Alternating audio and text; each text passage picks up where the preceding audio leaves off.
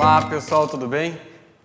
Essa semana estava conversando com o investidor, né? Na verdade ele veio me perguntar lá, pô Juan, eu comprei Tesouro Direto lá achando que o negócio ia ser estável, né? O título público, renda fixa e tal, comprei o Tesouro da Inflação e cara, perdi, tá variando, tá oscilando, o que está acontecendo aí? Aí para a gente conversar sobre isso eu achei que era importante a gente entrar no conceito de marcação a mercado. O que é a marcação a mercado? A marcação a mercado nada mais é do que você trazer a valor presente o preço de um ativo, né? É você identificar as oscilações de preço dele e ver quanto que ele vale no mercado, né? Todos os ativos, eles são obrigados, os ativos com liquidez, naturalmente, eles são obrigados a passar por esse processo, né? E por qual objetivo eu vou passar, né? Por que eu vou fazer essa tal da marcação a mercado? Porque você precisa normalmente precificar um ativo para ver quanto que ele vai poder ser negociado no mercado, né? Para permitir naturalmente a liquidez. Então, em geral, ou seja, sempre na verdade, né, que você vai precisar poder negociar um determinado título, né? Eu tenho liquidez lá, eu posso negociar a qualquer dia, vender, comprar, tal. Eu preciso fazer marcação a mercado desse título, né? É ver qual que é o preço dele, o que ele está valendo, o que teve de oscilação, o que impactou nesse título para fazer a variação de preço dele. E daí isso acontece, né? Com todos os tipos de títulos aí, desde os privados até os de renda fixa, quanto os de renda variável, né? E naturalmente essa marcação a mercado ela ocorre justamente para você evitar uma transferência de rentabilidade, né? Porque com a mudança do valor dos ativos, se você não faz a marcação a mercado, você pode estar passando para frente com um preço errado, às vezes superfaturado, vamos dizer, ou abaixo do preço dele de mercado. Então a marcação a mercado ela serve para ser, vamos dizer, um regulador de preços e para, vamos dizer, garantir a justiça na negociação de ativos. Muito bem, e quais são os principais fatores, então, que afetam esses ativos, né? Por que o Tesouro lá, por exemplo, fica oscilando de preço, sendo que ele é um ativo de renda fixa, né? Por que um ativo com liquidez, porque você tem CDBs que tem liquidez, né? Por que eles oscilam o preço todo dia? Né? Isso aí tem relação justamente com essa precificação de ativo. E o que muda, né? O que muda no país, por exemplo, que pode afetar o preço?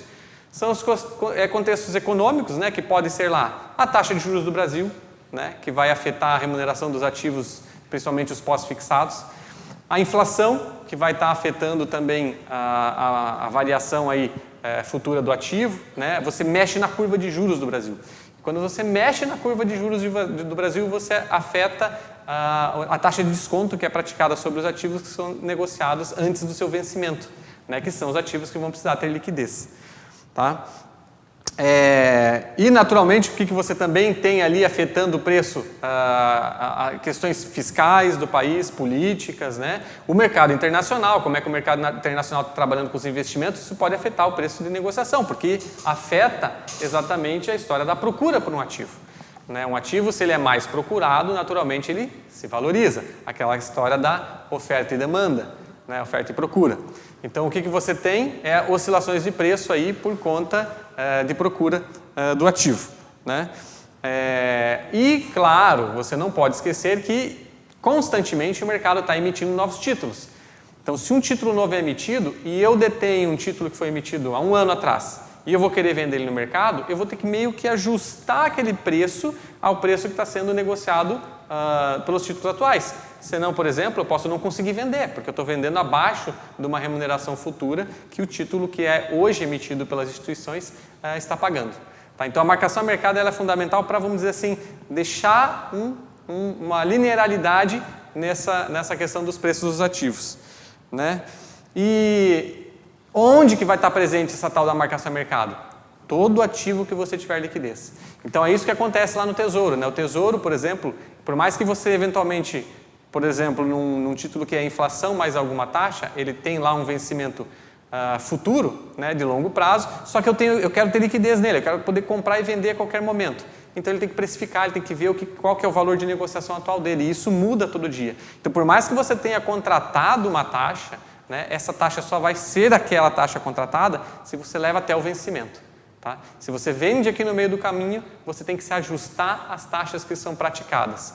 E aí envolve também os ágios e deságios que afetam o preço dos ativos, que está relacionado ao risco do país ou do mercado, risco de mercado em geral. Ok? Tá, Juan, mas daí eu tenho como fugir dessa classificação de mercado, essa marcação a mercado? Tem, se você trabalhar com ativos sem liquidez.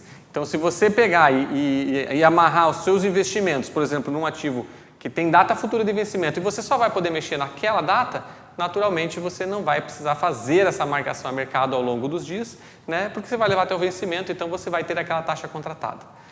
Mas aí vai depender exatamente dos seus objetivos de investimento, se eles enquadram nessa possibilidade de iliquidez ou se você vai precisar ter a possibilidade de negociar ao longo do tempo. Vale a pena estudar esses ativos, a marcação a mercado é muito importante, é isso que afeta e é isso que causa volatilidade nos fundos de investimentos no Tesouro e na Bolsa de Valores. Aqui é Juan Sabe, planejador financeiro, e até a próxima.